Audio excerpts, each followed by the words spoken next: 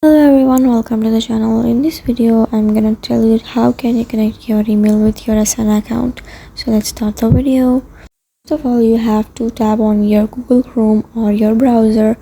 After opening your Google Chrome or your browser, you have to write Asana in your search bar and search for it, and then tap on the first website coming or showing on your screen. Tap on it and open up asana.com.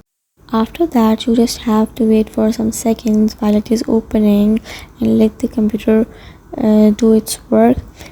And after that, when your website is ready to proceed, you just have to move forward. Open up the first page of your website and then tap on get started, and it will take you to the next page where you can create your account.